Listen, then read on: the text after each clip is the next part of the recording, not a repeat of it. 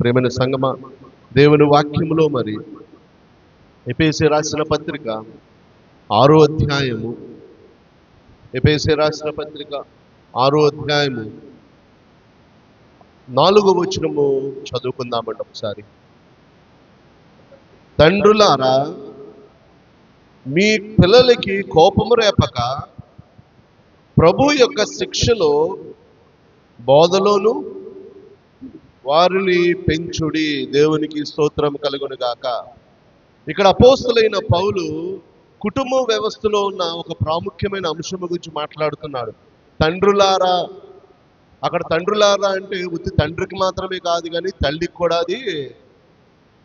కూడా వర్తిస్తూ ఉంటాడు. కుమారుడు అన్నప్పుడు కుమారుడు ఒక్కడికే కాదు, కానీ అక్కడ కుమార్తెకు కూడా వర్తిస్తూ ఉంటుంది. పురుషులారా అన్న వాటిని పురుషులే కాదు, కానీ అక్కడ స్త్రీలు కూడా వర్తిస్తూ ఉంటుంది. తండ్రులారా, మీ కుమారులకి మీరు ఏమి చేయొద్దు, కోపము రేపొద్దు అంటున్నాను. కుమారులకి మాట్లాడితే ఏమొచ్చేస్తుందండి? కోపం వస్తుంది. తల్లులు చెప్తే కొంతవరకు బాగానే అంటారు, కానీ తండ్రులు చెప్తే మాత్రము కోపము వస్తుంది. నేను మా కుమారుడు చెప్పిన వెంటనే కొద్ది కోపం నుంచి గదిలోకి వెళ్ళిపోతాడండి. అదే మాట వాళ్ళ అమ్మ చెప్తుంది, బాగానే అంటాడు. నేనే వేరేగా మాట్లాడాను, ఆవిడేం బాగా మాట్లాడింది. కొంచెం నాకు అనుమానం వస్తూ ఉంటుందండి. నేను వాస్తవం చెప్తున్నాను. ఇక్కడ నాకు కొడుకు ఉన్నాడు, నాకు కూతురు ఉన్నాడు. కాబట్టి కుమారులు కొద్దిగా ఏంటండి, బయటికి కొద్దిగా కరుగ్గా కనిపిస్తారు. గెడ్డలు మీసాలు వచ్చేస్తుంటాయి. మనకన్నా ఒక జానుడు పొడవుగా ఉంటాడు, కానీ లోపల మాత్రం ఎలాగుంటారండి వాళ్ళు? సున్నితం వాళ్ళు, పసిపిల్లలే.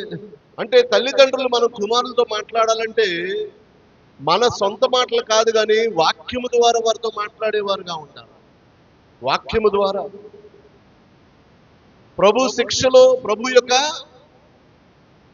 బోధనలో, ఇదిగో దేవుని వాక్యం ఇలా సెలవిస్తుందన్న, కుమారులుగా మీరు ఇలాగ ఉండాలి, కుమార్తెలుగా మీరు ఇలాగ ఉండాలని వాక్యం ద్వారానే మనం వారు బోధించినప్పుడు వారు ఆ వాక్యానికి లోబడేవారుగా ఉంటారు. దేవునికి మహిమ కలుగును గాక. కొన్నిసార్లు మన ఉద్రేకాన్ని, మన కోపాన్ని మనం వారి మీద చూపించినప్పుడు కుమారులు ఏమవుతూ ఉంటారండి, మనకి దూరం అయిపోయి తల్లులకి దగ్గర అవుతారు. తల్లులు కూడా అలాగే దెబ్బలాడుతుంటే తల్లులకి దూరం అయిపోయి ఈ లోకములో ఉన్న అనవసరమైన కనెక్షన్లు వాళ్ళ జీవితంలో వస్తూ ఉంటాయి. అర్థమవుతుంది అనుకుంటా నేనేమంటున్నాను. అనవసరమైన స్నేహభావంలో వారు వెళుతూ ఉంటారు. ప్రేమైన సంగమ, దేవుని వాక్యములో నుంచి మరి యోబు గ్రంథానికి వెళ్దామండి. ఒకసారి యోబు గ్రంథానికి వెళ్దాము. యోబు గురించి 1వ అధ్యాయములో 2వ అధ్యాయములో దేవుడు యోబు గురించి ఎంత మంచి సాక్ష్యం చెప్పి ఉన్నాడో అక్కడ మనము మొట్టమొదటిగా చదువుదామండి. యోబు రాసిన గ్రంథము 1వ అధ్యాయము 1వ వచనం ఎవరైనా చదవండి. యోబు అనే ఒక వ్యక్తి ఉండెను. ఆయన యథార్థవంతుడు, న్యాయవంతుడు, దేవునికి భయపడిన వాడు, అలాగే చెడుతనాన్ని విసర్జించిన వాడు. దేవునికి స్తోత్రం కలుగును గాక. యోబు గురించి ఒక 4 లక్షణాలు రాయబడుతున్నాయండి. ఎన్ని లక్షణాలండి చెప్పాలి అందరూ గట్టిగా? ఎన్ని? 4. మొట్టమొదటిది యథార్థవంతుడు, న్యాయవంతుడు, 3వది దేవునికి, 4వది. ఈ 4 గుణగణాలు మనలో ఉన్నాయా అని మొట్టమొదటి ప్రశ్న. ఏంటమ్మా, ఈ 4 స్వభావాలు మనలో ఉన్నాయా లేదా? దేవుడు యోబు గురించి ఇచ్చిన సాక్ష్యం. రెండవ మారు మరలా దేవుడు యోబు గురించి సాక్ష్యము అదే 1వ అధ్యాయము 8వ వచనంలో రాయబడుతుంది. చదువుదామండి. యథార్థవంతుడును, న్యాయవంతుడునై, హల్లెలూయా, చూసారండి, మరలా దేవుడు యోబు గురించి మరలా సాక్ష్యం ఇస్తున్నాడు. 1వ అధ్యాయములో ఒకే మీటింగ్ లో దేవుడు మిమ్మల్ని మీ పాస్టర్ గారు 2 సార్లు పొగిడితే దాంట్లో అర్థం ఉందా లేదంటారా? ఒకే మీటింగ్ లో మీ పాస్టర్ గారు మిమ్మల్ని 2 సార్లు అభినందిస్తే అది మంచిదంటారా చెడ్డదంటారా? అంటే ఆయన హృదయాన్ని మీరు అంత గట్టిగా తాకినట్లు మీ యొక్క ప్రవక్తన ఆయన్ని గొప్పగా కదిలించడం వల్ల మీటింగ్ అంతా మీ జపమే చేశారనుకోండి, దాని అర్థం ఏంటి? మీరు నిజంగా ఏదో ఒక మంచి క్రియ, ఆయన హృదయాన్ని కదిలించే క్రియ మీరు చేసి ఉన్నారు. హల్లెలూయా. యోబు గురించి దేవుడు అభినందనలు ఇస్తున్నాడు. ఎందుకంటే ఆయనలో ఉన్నావే దేవుడు ఎత్తి చూపిస్తున్నాడు. రెండో మాట కూడా అదే 8వ వచనంలో, ఆయన యథార్థవంతుడు, న్యాయవంతుడు, దేవుని భయపడేవాడు, చెడుతనాన్ని అటువంటి వాడు భూలోకంలో ఎవడు లేడు. 5వది కలిసిందండి. ఇప్పుడు 5వ స్వభావం అటువంటి వాడు భూలోకంలో. అంటే 1వ వచనం నుంచి 5వ వచనం వరకు ఏమైపోయాడండి? అప్పటి వరకు ఊజు దేశం వరకే, అక్కడ ఊజు దేశంలో ఉన్న యోబు కోసం మాట్లాడు. కానీ ఇప్పుడు యోబు గారు ఏమైపోయారు? ఇంటర్నేషనల్ అయిపోయారండి. అప్పటి వరకు నేషనలే, అప్పటి వరకు డిస్ట్రిక్ట్ లెవెల్లో ఉన్నవాడు ఏమైపోయాడు? నేషనల్ లెవెల్కి వెళ్ళిపోయాడు. భూమి అంతట్లో అటువంటి వాడు లేడంట. దేవునికి స్తోత్రం కలుగును గాక. ఎంత గొప్ప సాక్ష్యం అండి. నా గురించి అయ్యగారు ఇప్పుడు చెప్పారంటే ఎందుకు చెప్తారు? మరి నువ్వు ఇంకా డిస్ట్రిక్ట్ లెవెల్లోనే ఉన్నావు, ఇంకా నెల్లిమర్ల లెవెల్లోనే ఉన్నావు, ఇంకా థామస్పేట లెవెల్లోనే ఉన్నావు. నువ్వు ఎదగట్లేదు. నువ్వు నీ గురించి దేవుడు సాక్ష్యం చెప్పడానికి నీలో ఏం కనపడాలా? కొన్ని ప్రత్యేకమైన గుణగణాలు కనిపిస్తేనే దేవుడు కూడా మనల్ని అభినందించేవాడుగా ఉంటాడు. దేవుడు ఊరికనే అభినందించడు, ఊరికనే ఎవరిని చెట్టు ఎక్కించాడండి. ఊరికనే ఎవరిని చెట్టు ఎక్కించాడు. మనలో ఆ యొక్క స్వభావాలు ఉంటేనే కానీ ఆయన మన గురించి మాట్లాడు. యోబు గురించి రెండో మారు దేవుడు సాక్ష్యం ఇచ్చినట్లు మనము గ్రహిస్తున్నాము. దేవునికి స్తుతి కలుగును గాక. 2 సార్లు కాదు కానీ 3 సార్లు అంటండి. 3వసారి. హల్లెలూయా. అదే యోబు గ్రంథము 2వ అధ్యాయము 3వ వచనము చదువుకుందామండి. అపవాదితోటి దేవుడు అంటున్నాడు, మరలా యోబు గురించి నువ్వు ఒకసారి ఆలోచించావా? ఆయనలాంటి యథార్థవంతుడు, న్యాయవంతుడు, దేవునికి భయపడేవాడు, తర్వాత చెడుని విసర్జించేవాడు, అటువంటి వాడు భూమిలో ఎవరు లేడు. ఆయనను నువ్వు ఎంత బాధ పెట్టినానో కూడా ఆయన యొక్క యథార్థతని ఆయన, చెప్పండమ్మా, ఆయన యొక్క యథార్థతని ఆయన వదలక, విడిచిపెట్టలేదంట. విడిచిపెట్టకుండా ఆ యథార్థతలోనే నడిచినట్లు మనము చూస్తున్నాము. యోబుకి ఎంత మంచి సాక్ష్యము కలిగి ఉన్నట్లు మనము చూస్తున్నాము. మనం అలాంటి సాక్ష్యాలు పొందగలమా? దేవుడు మన గురించి అలాంటి మాటలు చెప్పగలరా? దైవ సేవకులు మన గురించి అటువంటి ప్రోత్సాహకరమైన మాటలు మన కోసం చెప్పగలరా? ఎంత కష్టమైన నష్టమైన వీరు దేవుని పట్ల యథార్థముగా ఉన్నారు అని సేవకులుగా మేము చెప్పగలమా? లేకపోతే ఎంత కష్టమైన ఇబ్బంది అయినా మా దైవ సేవకులు ఎప్పుడు కూడా మమ్మల్ని చక్కగానే నడిపించారని మీరు మా కోసం సాక్ష్యం ఇవ్వగలరా? అది దేవుడు కోరుతున్న అద్భుతమైన సాక్ష్యం. ఈ సాక్ష్యము దేవుడు ఎవరితో చెప్తున్నాడంటమ్మా? అపవాదితో.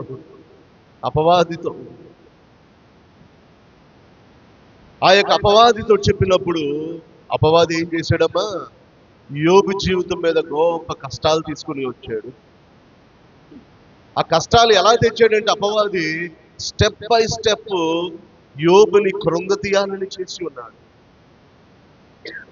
మొట్టమొదటిసారి ఒక సేవకుడు వచ్చి, ఇదిగో నీ పొలాలన్నీ కాలిపోయి నీ యొక్క పనివారందరూ కూడా నాశనం అయిపోయారు, నేను ఒక్కడనే బ్రతికాను, ఆ వార్త నీకు వచ్చి చెప్తున్నానని మొదటి సేవకుడు వచ్చాడు. ఆ వార్త విన్న తర్వాత యోబు ధైర్యంగానే ఉన్నాడు.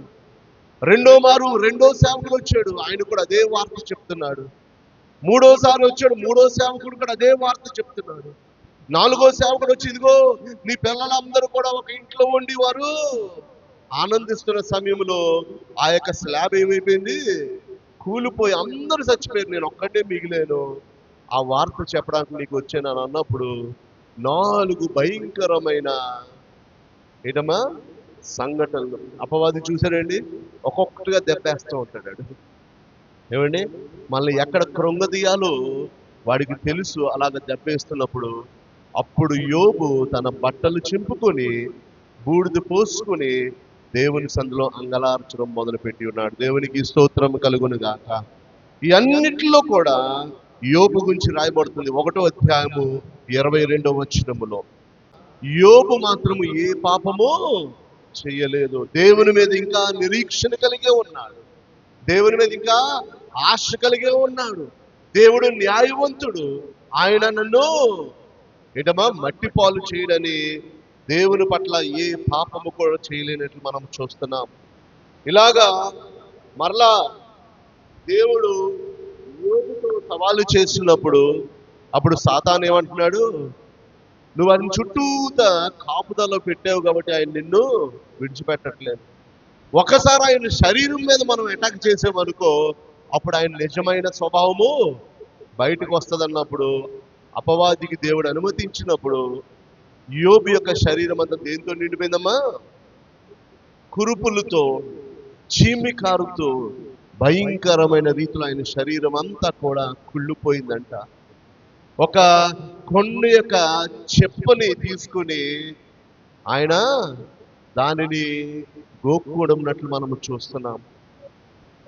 నడినెత్తి వరకు శరీరం అంతా కూడా కురుపులతోటి ఆయన బాధపడుతున్నాడు. ఆ సమయంలో భార్య వచ్చిందంట. ఏమొచ్చిందండి? భార్య. 9వ వచనంలో నువ్వు ఇంకా యథార్థతను ఏంటమ్మా వదలకుండా ఉన్నావా? యథార్థత, ఆయన యథార్థతను విడిచిపెట్టలేదు. ఆస్తులు పోయినప్పుడు విడిచిపెట్టలేదు. ఏమా భూములు పోయినప్పుడు విడిచిపెట్టలేదు. పిల్లలు పోయినప్పుడు విడిచిపెట్టలేదు. ఆయన శరీరానికి కూడా ఆ యొక్క భయంకరమైన వ్యాధి వచ్చినప్పుడు కూడా ఆయన యథార్థతను విడిచిపెట్టలేదు. భార్య అంటుంది, ఎందుకు ఈ యథార్థత నీకు? ఈ యథార్థతను విడిచిపెట్టి దేవుణ్ణి శపించి మరణం పొందవచ్చు కదా. ఎందుకంటే భార్య కూడా సేవ చేయలేకపోతుందండి. భార్యకి ఏమొచ్చింది? విసుకొచ్చింది. భార్యకి ఏమొచ్చింది? ఎందుకంటే ఈవిడ కూడా వయసు అయిపోతుంది, యోబుకు కూడా వయసు అయిపోతుంది. భార్యలు కొన్నిసార్లు విసుక్కుంటూ ఉంటారండి మన మీద. భర్తలు కూడా కొన్నిసార్లు భార్యల మీద విసుక్కుంటూ ఉంటారు. ముసలోడు అయిపోయి సేదస్తూ వచ్చేస్తాడు. వీడికి ఏం మాట్లాడుతున్నాడు వీడికి తెలియదు అనేసి మనల్ని ఏం చేస్తూ ఉంటారండి? తిట్టుకుంటూ ఉంటారు. విసుకొచ్చింది యోబు భార్య కూడా. వీడు చచ్చిపోతే బాగుంటారు బాబు, నా ప్రాణాలు తోడేస్తున్నాడు, నా ప్రాణాలు తోడేస్తున్నాడు. నువ్వు దేవుని శపించి నువ్వు చచ్చిపోవచ్చు కదా. అప్పటి వరకు యోబు ధైర్యంగా ఉన్నాడండి. ఆస్తుపాస్తులు పోగొట్టుకున్నా, పిల్లలు పోగొట్టుకున్నా, నా భార్య నాతో ఉంది, నా దేవుడు నాతో ఉన్నాడని ధైర్యంగా ఉన్నాడు అప్పటి వరకు. కానీ భార్య ఎప్పుడైతే మాట అన్నదో ఆయన హృదయంలో ఏం మొదలైందండి? కృంగుదల మొదలైంది. ఏం మొదలైంది? కృంగుదల.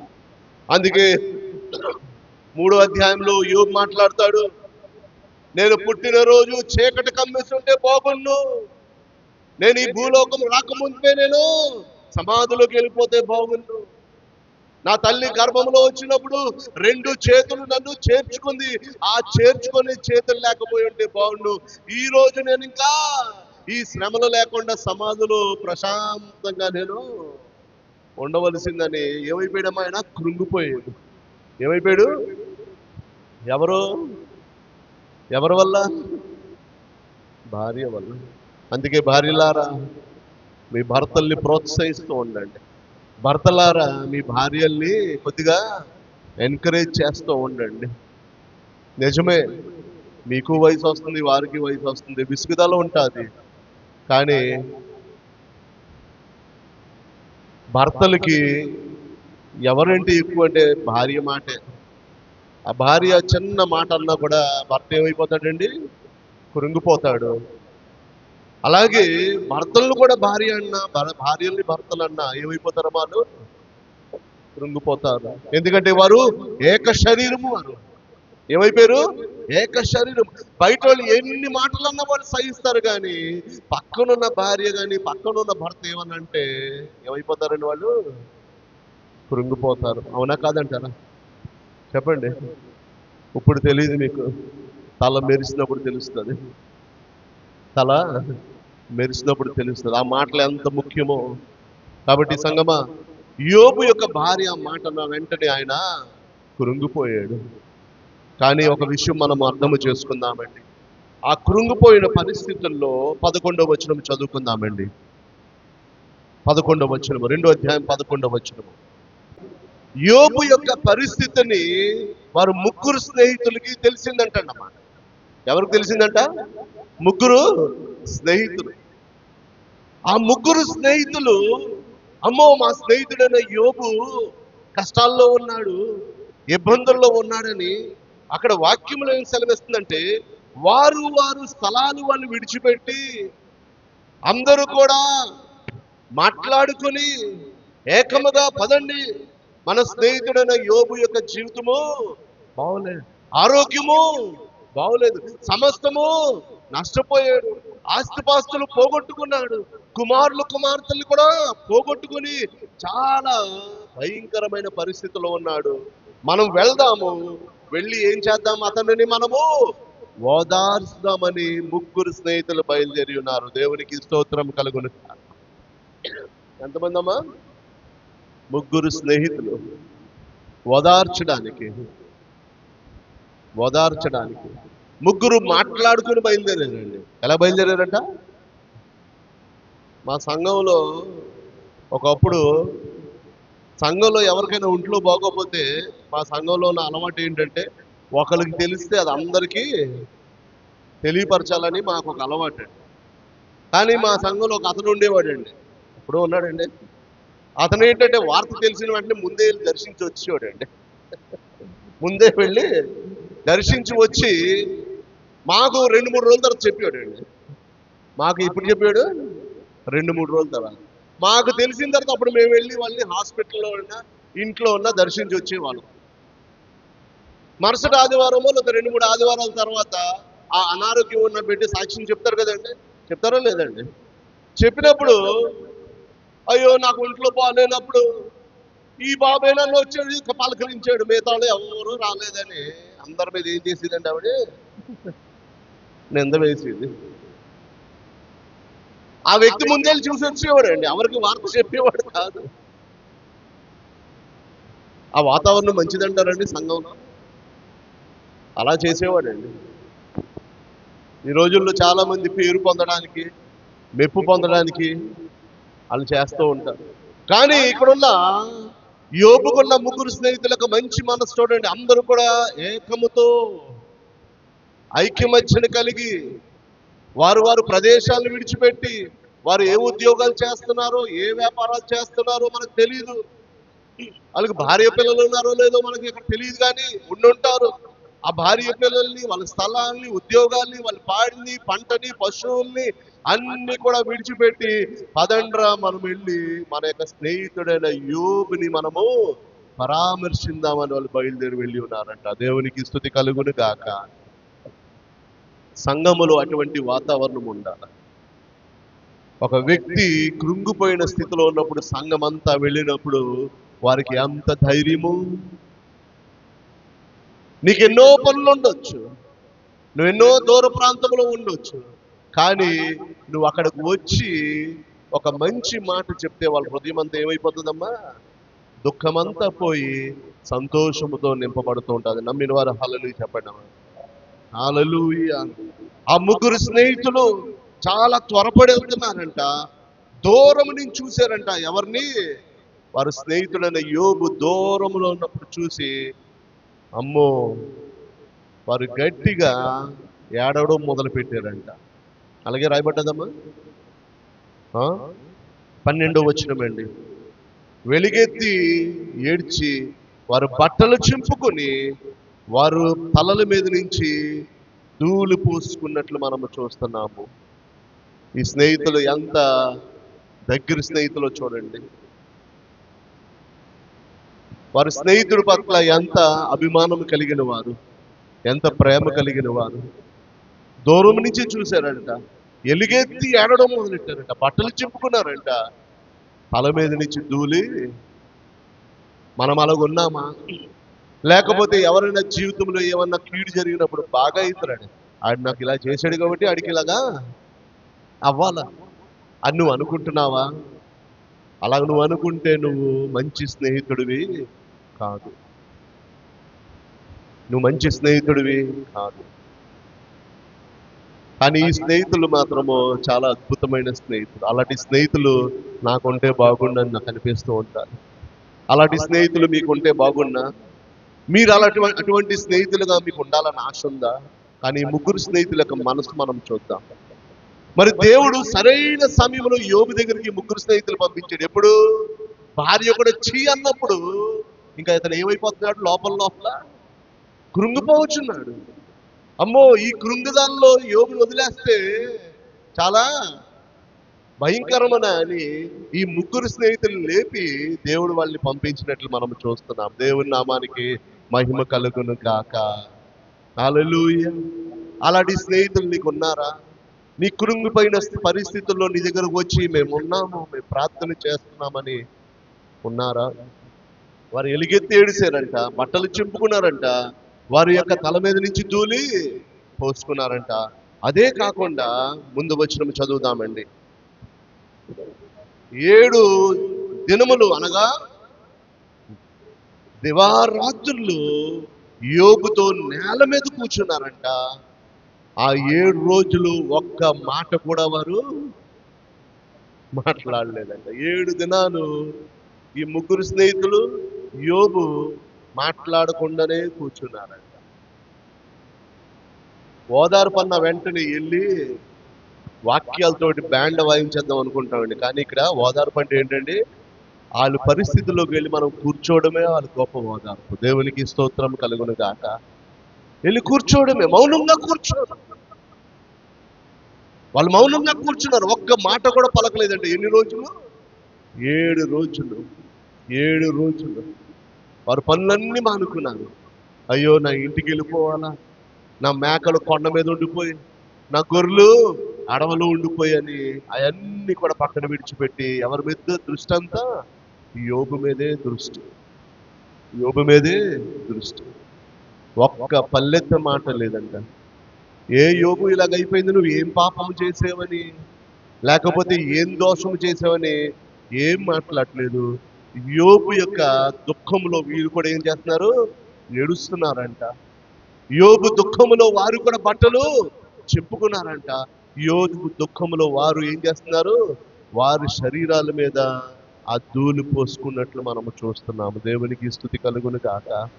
ఎంత అద్భుతమైన స్నేహితులండి, ఎంత అద్భుతమైన స్నేహితులు. ముగ్గురు స్నేహితులు. ఆ ముగ్గురు స్నేహితుడు ఎల్లప్పుడూ నీతో ఉంటాడు. తండ్రి యొక్కయు, కుమారుని యొక్కయు, పరిశుద్ధాత్మ దేవుడు ఎప్పుడు కూడా నీతోటే ఉండే దేవుడు. నీతో కలిసి ఏడ్చే దేవుడు, నీతో కలిసి అంగలార్చే దేవుడు. నువ్వు దుఃఖములో ఉంటే ఆయన దుఃఖములో ఉండేవాడు. నువ్వు సమస్యల్లో ఉంటే ఆయన కూడా నీ సమస్యల్లో తోడై ఉండేవాడు. 7 దినాల తర్వాత అప్పుడు యోబు మాట్లాడాడంటమ్మా. ఎన్ని దినాల తర్వాతమ్మా? 7 దినాల తర్వాత యోబు అప్పుడు మాట్లాడాడు. నేను జన్మించిన దినము చీకటి దినముగా ప్రకటించండి అని అంటున్నాడు. నేను ఏ రోజైతే ఈ యొక్క భూలోకములో ఏడ్చి సంతోషాన్ని తెచ్చానో ఆ సంతోషకరమైన దినాన్ని దుఃఖ దినముగా మీరు ప్రకటించండి అని. యోబు దేవుణ్ణి దూషించట్లేదు, కానీ తన పుట్టికని ద్వేషించుకుంటున్నాడు. ఏ దినమైతే ఆయన జన్మించాడు దాన్ని ద్వేషిస్తున్నాడు. దేవుని సంగమా వినండి, కొన్నిసార్లు మనం దేవుని మీద నిందలు వేస్తాము. దేవుడు అది చేశాడు, ఇది చేయలేదు, అలా చేస్తుంటే బాగుందని దేవుని మీద మనం నిందలేస్తాం. కానీ ఇక్కడ యోబు ఆ పరిస్థితి వచ్చినప్పుడు దేవుణ్ణి మాత్రము దూషించట్లేదు, దేవుణ్ణి మాత్రము నిందించట్లేదు. ఆ నిందంతా ఆయన మీదే వేసుకుంటున్నాడు. దేవునికి స్తోత్రం కలుగును గాక. ఆ నిందంతా వేసుకుంటూ 25వ వచనం చదువుకుందామండి. 3వ అధ్యాయము 25వ వచనం. నాకు నెమ్మది లేదు, సుఖము లేదు, విశ్రాంతి లేదు, నాకు శ్రమయే సంభవించుతున్నది. ఆయన శ్రమల గురించే మాట్లాడుతున్నాడు. ఆయన పుట్టిక దినము శపించబడాలని మాట్లాడుతున్నాడు, కానీ పల్లెత్తి దేవునికి మాత్రం విరోధముగా ఏ మాట కూడా ఆయన మాట్లాడలేదు. దేవునికి స్తోత్రం కలుగును గాక. ఎందుకంటే ఆయన యథార్థవంతుడు, ఏంటమ్మా, న్యాయవంతుడు, దేవునికి భయపడేవాడు, తర్వాత చెడుతనాన్ని విసర్జించేవాడు. భూలోకములో అటువంటి వాడు ఎవరు కూడా లేడు.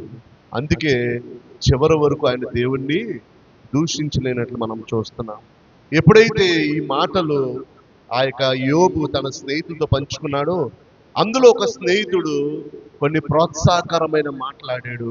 అవి చూసి మనం ముగించుకుందాం. 4వ అధ్యాయము 1వ వచనము చదువుకుందామండి. ఇక్కడ ఆ ఎలీఫాజు అన్న స్నేహితుడు ఏమంటున్నాడమ్మా, ఇదిగో 3వ వచనంలో, నువ్వు అనేక మందికి ఏం చేసి ఉన్నావు, ఏంటమ్మా, బుద్ధి నేర్పిన వాడుగా ఉన్నావు. నీ యొక్క పరిస్థితులు బాగున్నప్పుడు చాలా మంది నీ దగ్గరకు వచ్చి బుద్ధి కలిగిన మాటలు నేర్చుకున్న వారుగా ఉన్నావు. నువ్వు అనేక మంది బలహీనమైన చేతులు నువ్వు బలపరిచేవాడుగా నువ్వు ఉన్నావు. ఒకప్పుడు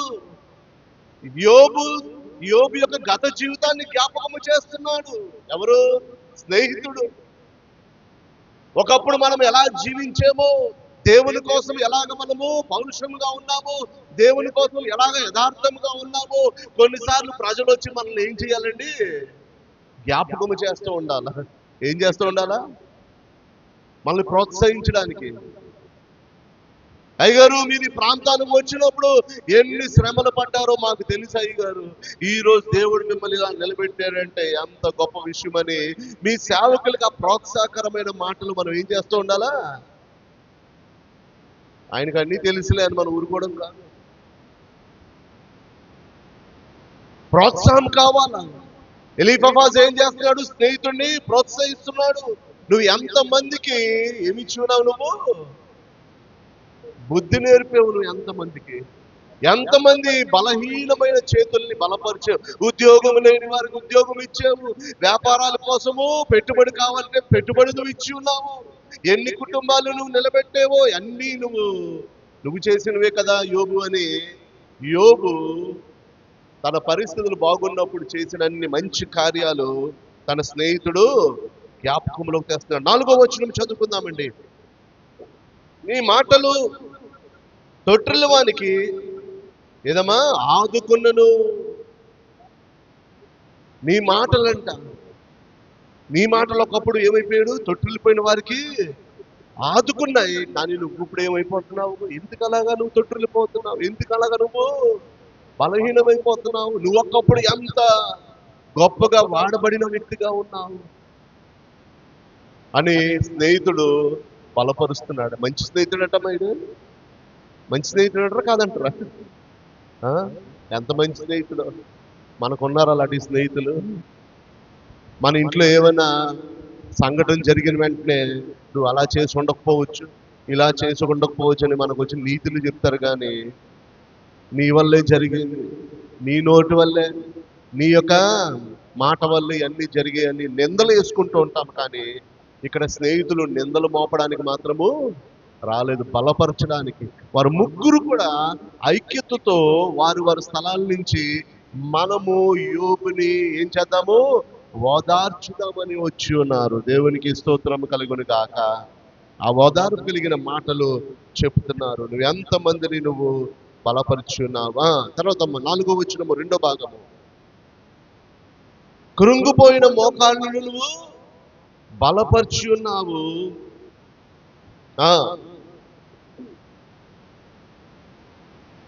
చూసారమ్మా, యోబు గురించి 4 మాటలు రాయబడుతుంది. ఎంతో మందికి బుద్ధి చెప్పితివి, ఎన్నో బలహీనమైన చేతులు నువ్వు బలపరిచి ఉన్నావు. తర్వాత తొట్టిల్లి వారిని నువ్వు ఆదుకున్నావు. కృంగిపోయిన మోకాళ్ళని నువ్వేం చేసినావు? యోబు తన జీవితంలో అందరినీ కూడా బలపరిచేవాడుగా ఉన్నాడు. 6వ వచనం చదువుకుందామండి. నీ భక్తి నీకు ధైర్యము పుట్టింపదా, నీ యథార్థ ప్రవర్తన నీ నిరీక్షణకి ఆధారము కాదా? హల్లెలూయా. అన్ని మాటలు చెప్పాడండి స్నేహితుడు.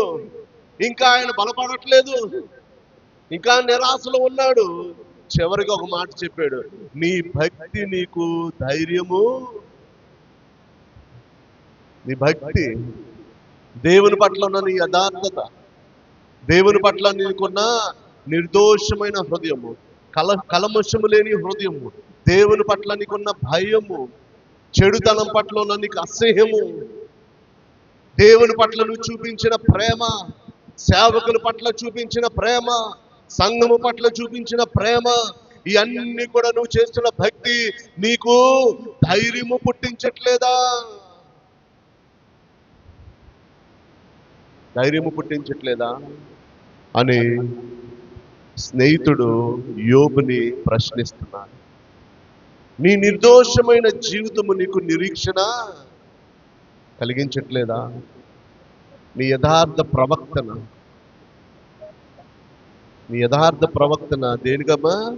నిరీక్షణ. ఏంటి? మరలా దేవుడు ఒక రోజు నన్ను లేవనెత్తుతాడు. నా యథార్థమైన ప్రవక్తన వల్ల, నా యథార్థమైన మాట తీరు వల్ల, నా యథార్థమైన ఆత్మీయ జీవితం వల్ల, నా యథార్థమైన కుటుంబము జీవితం వల్ల దేవుడు తప్పకుండా నా జీవితంలో మరొకసారి వెలుగు తీసుకుని వస్తాడని ఆ ధైర్యం నీకు లేదా అని యోబుని గట్టిగా సవాలు చేస్తున్నాడు. దేవునికి స్తోత్రము కలుగును గాక. తన భక్తి జీవితాన్ని మరలా రేపుచున్నాడు. డిస్కరేజ్ అయిపోయిన యోబుని ఎంకరేజ్ చేస్తున్నాడు. నిరాశలు వెళ్ళిపోయిన యోబుని మరలా బలపరుస్తున్నట్లు మనము చూస్తున్నాం సంగమా. కొన్నిసార్లు మనకు కూడా మన భక్తి చేసిన భక్తి అంతా కూడా మర్చిపోయి నిరాశకి చోటిచ్చేస్తూ ఉంటాము, దుఃఖానికి చోటిస్తూ ఉంటాము.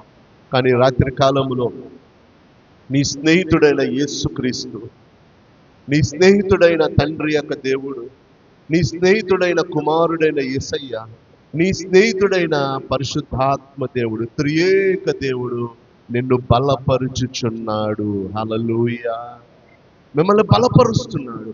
మీరు దేవుని పేరట ఏది చేసినానో దేవుడు దానిని మర్చిపోవట్లేదు. నువ్వు ఎంతమందికి మంచి బుద్ధి నేర్పించున్నావు, ఎన్ని బలహీనమైన చేతులు నువ్వు బలపరుచున్నావు, ఎన్ని కృంగిపోయిన మోకాలను నువ్వు నిలబెట్టి ఉన్నావు, ఎంతమంది జీవితాలు కట్టి ఉన్నావు, దేవునికి ఇచ్చిన వనరులతోటి ఎంతమంది యొక్క ఆత్మీయ జీవితాన్ని నువ్వు కట్టి ఉన్నావు. దేవుడు ప్రతిదీ కూడా లెక్కించే దేవుడిగా ఉన్నాడు. దేవుడు నిన్ను బలపరిచేవాడుగా ఉన్నాడు. నీ యొక్క కృంగిపోయిన స్థితిలో, జీవితంలో, సమయంలో ఆయన నిన్ను లేవనెత్తేవాడుగా ఉన్నాడు. ఆయన నీ జీవితంలో ఒక నూతనమైన ఆశ పుట్టించేవాడుగా ఉన్నాడు. నమ్మిన వారు హల్లెలూయా చెప్పండి. హల్లెలూయా. యోబు యొక్క జీవితము యథార్థవంతుడే, న్యాయవంతుడే, దేవునికి భయపడిన వాడే. కానీ కృంగిపోయిన సమయంలో అందరికీ ఏం కావాలమ్మా? ఆదరణ కావాలి, ప్రోత్సహించేవారు కావాలి. లోకములో ప్రజలు ప్రోత్సహిస్తారో లేదో మనకు తెలియదు, కానీ పరలోకములో మన దేవుడు, త్రియేక దేవుడు నమ్మకస్తుడు. ఆయన ఎల్లప్పుడు కూడా మనల్ని ప్రోత్సహించేవాడు. ఆ ముగ్గురు స్నేహితులు ఎవరు సాదృశ్యంగా ఉన్నారమ్మా? తండ్రి, కుమార, పరిశుద్ధాత్ముడుగా ఆయన వారు సాదృశ్యముగా వచ్చి అక్కడ యోబుని బలపరిచినట్లు మనము చూస్తున్నాం. ఈ రాత్రి కాలంలో నా సందేశాన్ని ముగిస్తాను ఒక్క మాట చెప్పి, నీ భక్తి నీకు ధైర్యము కలిగించట్లేదా? నీ భక్తి బాగుందా దేవుని సందులో? నీ యథార్థత బాగుందా దేవుని సందులో? దేవునికి ఇష్టమైన భక్తిగా ఉందా నీ భక్తి? ఏదో అవసరాల కోసం వస్తున్నావు, అవసరాలు తీరిపోయిన తర్వాత నువ్వు వెళ్ళిపోతే అది భక్తి అంటారు. యోబు చేసిన భక్తి ఏంటండి? ఏది ఉన్నను ఏది లేకపోయినాను దిగంబరిగా నేను వచ్చి ఉన్నాను, దిగంబరిగా నేను వెళ్ళిపోతాను. అన్ని పోగొట్టుకున్నాను, దేవుని మీద ఏ ఒక్క నింద మోపలేదు. భార్య విడిచిపెట్టినా దేవుని మీద నింద మోపలేదు. చివరి వరకు నా దేవుడు నాతో ఉన్నాడని తన మీద తను ద్వేషించుకున్నాడు, కానీ చుట్టుపక్కల ఎవరిని కూడా ఆయన ద్వేషించలేదు, నిందించలేదు. మరి ప్రాముఖ్యంగా దేవుని మీద ఆయన ఎప్పుడు నింద మోపలేదు. దేవునికి స్తోత్రం కలుగును గాక. ఆయన యొక్క యథార్థ జీవితం బట్టి చివరికి ఆయన దేవుడు ఎలాగ ఆశీర్వదించాడో మనందరికీ తెలుసు. ఈ రాత్రి కాలంలో తండ్రి, కుమార, పరిశుద్ధాత్మ దేవుడు మిమ్మల్ని ఓదార్చేవాడుగా, మిమ్మల్ని బలపరిచేవాడుగా, మీరు ఎంతమందిని బలపరిచారో దేవుడు మిమ్మల్ని బలపరుస్తాడు. మీరు ఎంతమందికి బుద్ధి కలిగిన మాటలు చెప్పినారు, మీరు ఎంతమంది మోకాళ్ళని మీరు స్థిరపరుచున్నాడు, నీ భక్తి నీకు ధైర్యము పుట్టించట్లేదా అని ఆ యొక్క మాటలతో నేను ముగిస్తున్నాను. ధైర్యముగా ఉందామండి. దేవుడు మనల్ని విడిచిపెట్టేవాడు కాదు, అనాథలుగా విడిచిపెట్టేవాడు కాదు, సిగ్గుపరిచేవాడు కాదు, అవమానపరిచేవాడు కానే కాదు. ధైర్యముగా ఉండండి. మీరు చేస్తున్న భక్తి ప్రతిదీ కూడా దేవుడు గమనిస్తున్నాడు. దేవుని యొక్క మాటలు మన వినికుల్లో దీవించి ఆశీర్వదించును గాక.